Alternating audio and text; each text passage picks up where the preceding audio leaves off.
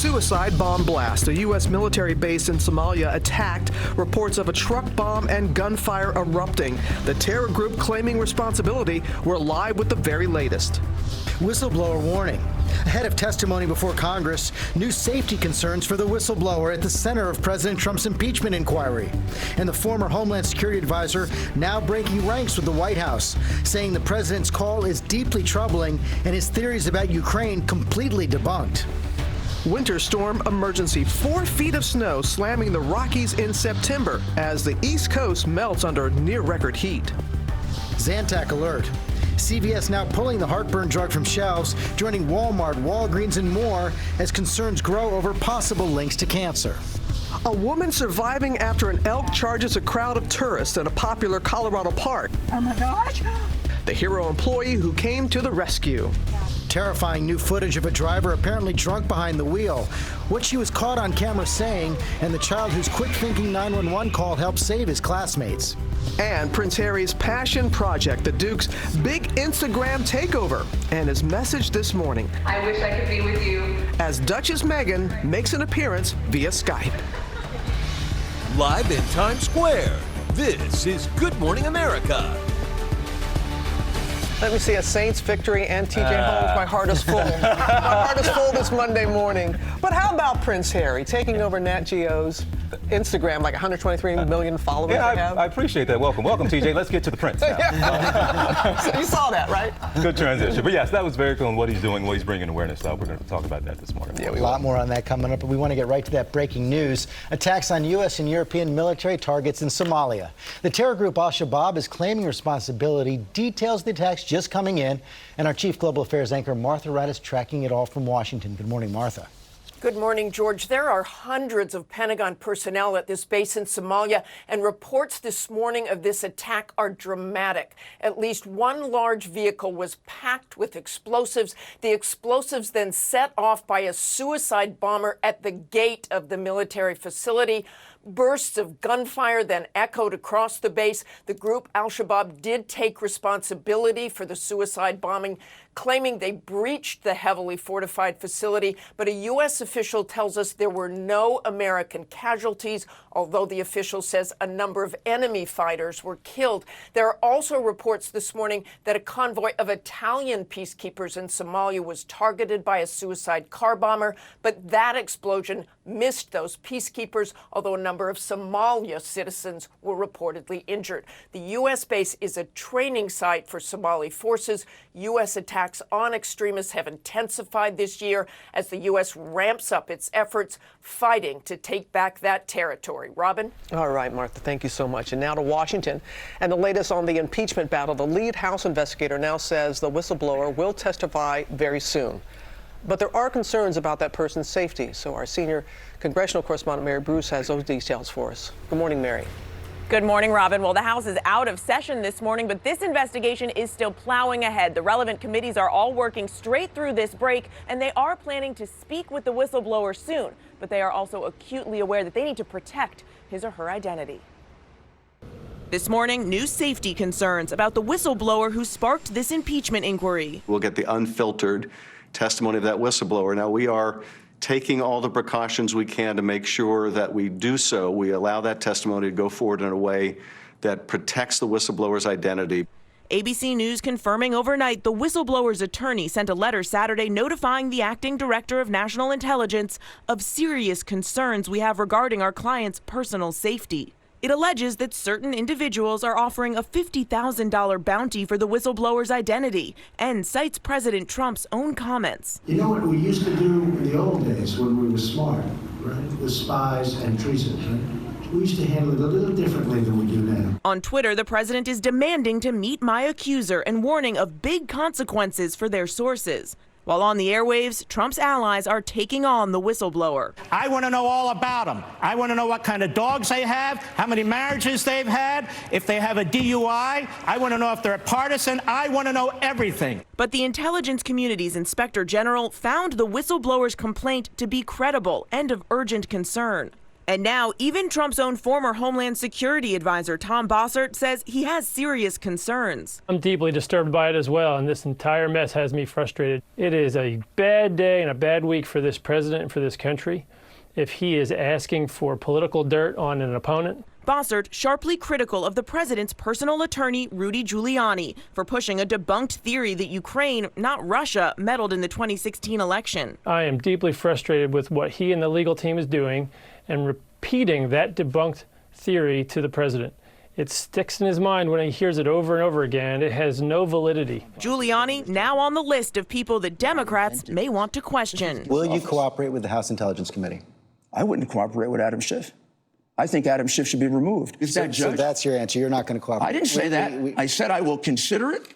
You said you wouldn't do it. I said you will not cooperate with Adam Schiff. I said I will consider it. I have to be guided by my client, frankly. Now, Chairman Schiff of the House Intelligence Committee is saying that he may subpoena Giuliani for documents early this week and will likely want to hear from him directly at some point. Now, as for when they will be hearing from the whistleblower, George, no date has been set yet. Okay, Mary, thanks. Let's bring in our senior White House correspondent, Cecilia Vega, for more on this. We saw the president's attorney right there, Cecilia, but the president leading his own defense on Twitter overnight, lashing out, saying that Adam Schiff should be tried for treason, even suggesting the possibility of civil war if he's impeached. Yeah, George, and that tweet in particular caught the attention of at least one person in his party. Let me just get right to that tweet and show you. He said, quote, if the Democrats are successful in this impeachment effort, he says, quote, this will cause a civil war-like fracture in the nation from which our country will never heal. The president clearly feels like he is under siege on this one, George. Illinois Congressman Adam Kinzinger was quick to denounce that civil war tweet. Let me show you what he said. He fired right back saying, I have visited nations ravaged by civil war. I have never imagined such a quote to be repeated by a president. This is beyond repugnant. George, you know this. This is a rare rebuke from someone in the president's own party. That's right. What we're also seeing in our latest polls is that 64% of Americans consider this phone call a serious problem. So how is the White House dealing with it behind the scenes right now? I know the first few hours, somewhat chaotic. Oh, completely chaotic. And even that chaos is showing on Twitter from the president's outward appearance. He is trying to be on offense on this one. George, more than 60 tweets we counted this weekend alone related to this whistleblower. Inside, his team has been consumed by this. We know that White House lawyers spent much of the weekend on meetings and in calls talking about this. We're hearing that they're really looking to model their operation after what they did with the Mueller response, a team of White House lawyers working in tandem, potentially with a team of outside counsel. But George, just to give you a sense of how nervous perhaps some people or seriously people are taking these allegations and this potential impeachment threat, we're told that some inside the White House and over at the statement are looking at now having to hire their own outside counsel to respond to this. That will be essential. Okay, Cecilia, thanks. This impeachment inquiry appears to be on a fast track. This week, the House Intelligence, Foreign Affairs, and Oversight Committees have set hearings and depositions with several key players. On Wednesday, former U.S. Ambassador to Ukraine, Marie Yovanovitch, who was abruptly removed from her post in May. And on that phone call with Ukraine's president, Trump said the career diplomat was bad news. Thursday, it's Kurt Volker, the State Department envoy to Ukraine, who resigned Friday after the whistleblower complaint revealed that he facilitated contacts between Rudy Giuliani and Ukrainian officials. Friday, it's Michael Atkinson, the intelligence inspector general who reviewed the whistleblower complaint, finding it both credible and of urgent concern. Friday is also the deadline for Secretary of State Mike Pompeo to turn over documents. What we still don't know is when exactly the anonymous whistleblower will testify before Congress. Chairman Schiff told me very soon, but the whistleblower's attorneys say no time or date has been set. I want to bring in our chief legal analyst, Dan Abrams, for more on this right now. So we see elements of the White House defense strategy coming into play. A lot of lashing out at opponents, at Joe Biden. But it also seems like they're moving back towards this idea that their strongest defense would be that there was no explicit quid pro quo in the phone call. I think you're going to see two prongs here. One is going to be sort of led by the president, maybe led by Rudy Giuliani, which is attack, attack, attack. Then number two, I think, is going to be a more legalistic defense, which is going to be to say that there was never an agreement in place. There was never a quid pro quo. There was never a demand specifically. The problem with that is twofold. Number one, as a legal matter, you don't need a quid pro quo. To have a campaign finance violation, all you need is the solicitation, the asking, the request. That in and of itself could be determined to be a crime. And number two, for impeachment, you don't even need to have a technical violation of a statute. I mean, we talk, for example, about abuse of power. That's not a specific violation of a crime, But that has been determined in the past to be an impeachable offense. And as we see by that schedule I just outlined, we're really just the beginning of this process. We have no idea what we don't know as this begins. Right. So all we can start with today is we've got the Ukraine issue. You got to see if they bring up any of the Mueller issues. But with all these witnesses that are going to come forward, there's always the potential to get more information, more questions. I mean, you even look at the Washington Post story that clearly emerged from what we learned today about this notion that in a 2017 conversation with the Russians, the president may have minimized significantly election interference. And remember, Robert Mueller indicted 24 Russians for that crime. So imagine the idea of the president basically saying criminal conduct doesn't matter.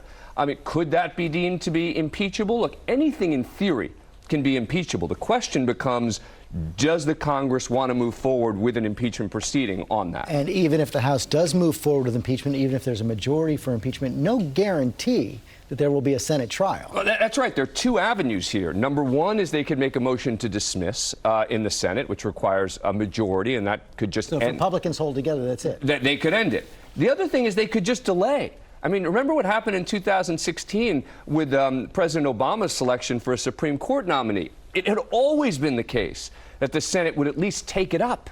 And they decided, no, we're just not going to even vote on it. Is it possible they could delay long enough not to vote? Depends when it comes forward. And what the public opinion is like at that time. Dan Abrams, thanks very much. TJ? George, we turn now to the ongoing chaos in Hong Kong, where we have fears now that we could see more violent protests erupt ahead of a major holiday this week. This after we already saw a weekend of clashes between pro-democracy protesters and riot police. Ian Pannell on the ground for us there in Hong Kong. Ian, hello to you.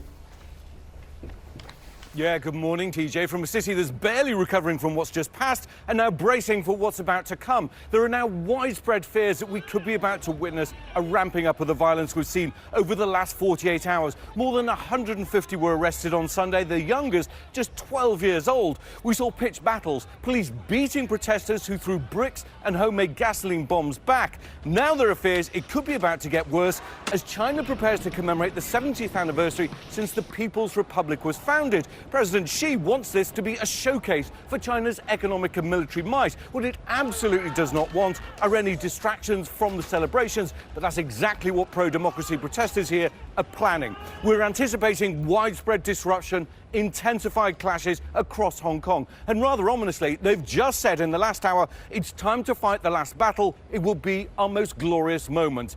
The stakes here couldn't be higher. Robin? All right, Ian. Thank you. Back here at home to that historic September snowstorm slamming the Rockies. Montana's governor declaring a winter emergency as record amounts of snow piles up. Ginger tracking the very latest for us. Good morning, Ginger. Robin, good morning to you. So many folks from Atlanta to Cincinnati with record highs are saying, what? 4 feet of snow? Yes, that is what they had up to that number in Montana. So it's not atypical for them to get snow, but to get this much at this point in the year, it's a big deal.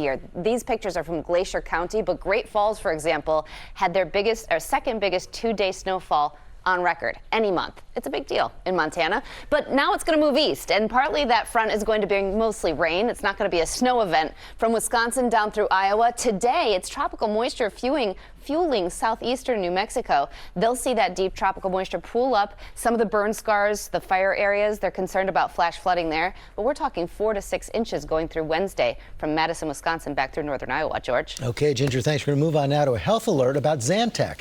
CVS is pulling the heartburn medication from shelves, joining other drugstores over a possible link to cancer. Gio Benitez here with the details. Good morning, Gio. Hey, George. Good morning to you. Yeah, CVS is the latest U.S. retailer to stop selling Zantac and the generic version of the drug. Walgreens, Walmart, and Rite Aid had already pulled the generic version. Now, this follows an alert from the FDA saying ranitidine may contain NDMA. Now, that's a substance that the FDA says could cause cancer. CVS saying it pulled the drug out of an abundance of caution, but like the FDA, does not suggest you stop taking the drug. Now, health authorities say there's no immediate risk, but if you're one of the millions of Americans who take the drug and you're concerned about it, they suggest you reach out to your doctor about any alternatives. The FDA says it is still investigating whether low levels of NDMA pose any risk. An important investigation. Sure is. Gio, thanks very much. All right, we have some breaking new developments to get to in that urgent multi-state manhunt for 4 men who broke out of an Ohio jail. They were considered very dangerous. They overpowered their guards to get out. At least 3 of them have now been captured. Alex Perez has the latest for us from Greensboro, Ohio. And Alex, 3 out of 4. Yeah, that's right. Good morning to you, TJ. Authorities from several states have been working this case around the clock. One of those men was spotted right here at this mall, prompting an evacuation and panic. This morning, an urgent multi-state manhunt for this man, Lawrence Lee III, one of 4 inmates who escaped from an Ohio jail. It's not safe for our community. It's not safe for our children. Something needs to change. The other 3, 40-year-old Brian Martin, 24-year-old Christopher Clementi, and 30-year-old Troy McDaniel Jr. taken back into custody overnight. Police say Lee, who was last seen wearing a black shirt and pants, is considered extremely dangerous. The escape occurred after the 4 men overpowered 2 female correctional officers with a homemade weapon. Once gaining access to the administrative wing of the Gay County Jail, the inmates stole the keys of one of the corrections officers' vehicles. The inmates drove for 1 block before hopping into another car that was waiting for them. Our detectives have established that the inmates had the assistance in escaping from at least 1 individual on the outside. Police here evacuating the area as a precaution. 3 of the 4 were apprehended nearly 500 miles away at a Red Roof Inn in Cary, North Carolina. This jailbreak is the 3rd in under a month for the same facility and was the 2nd escape for Brian Martin, who previously fled with another inmate, but both men were quickly caught. And there is a $2,500 reward for any information that helps authorities catch up with that last fugitive. Guys? Hope that will happen very soon, Alex. Thank you very much.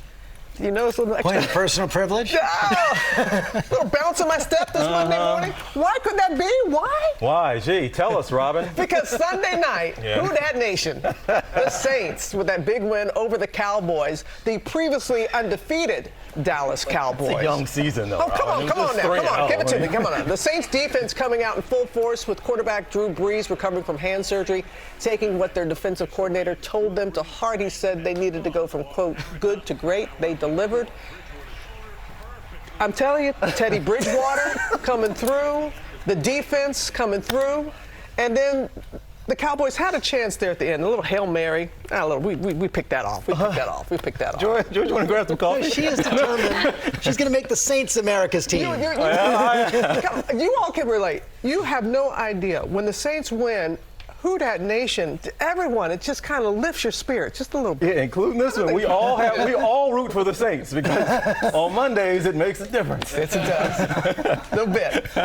Thank you for indulging me. We do have to move on. There are a lot of other stories this morning, including a mid-air scare aboard a United Airlines flight when part of the engine detached. And take a look at this newly released video. A school bus driver, allegedly drunk behind the wheel. What she was caught on camera saying, and the young student calling 911 could have possibly saved a lot of lives there. So smart of him to do that. But first, let's go back to Ginger. Ginger? You know I love that pep in your step too, Robin. I love it. All right, along that jet stream where the ridge has been in place, we'll see some record high temperatures possible today. Atlanta's saying, yeah, we saw it all weekend. You'll see it all week too. Your local weather in 30 seconds. First, the Select Cities, sponsored by Walgreens. Fight for first dances. Fight for blast-offs. Fight for piggyback rides. Fight for 7 a.m. makeouts. Every year, Walgreens helps millions of people fight the flu. Fight to protect the ones you love. Walgreens, be a flu fighter. Get your free flu shot today at your neighborhood Walgreens. Take the umbrella today, and you're likely not going to need your sunglasses because much of today is going to be mostly cloudy. Could have a little bit of drizzle or spotty showers. 77 degrees, your high temperature for today. And then as we start October, temperatures will be rising into the 90s midweek. Wednesday, Thursday, that's record heat. And then by the end of the week, we're back to the 70s. And by this weekend for Kid Fest, hope to see you there in Fairfax. Temperatures finally feeling like fall and remaining dry. What do Canadians do with feet of snow in September? This. Yep. No way. Playing golf? Golfing right through the drifts. Nicely done. Boy, that is commitment. It is. We'll be right back. With the savings rates offered at some banks, your money almost seems like it's frozen. But not here. With Capital One, you can open a new savings account in about 5 minutes and earn 5 times the national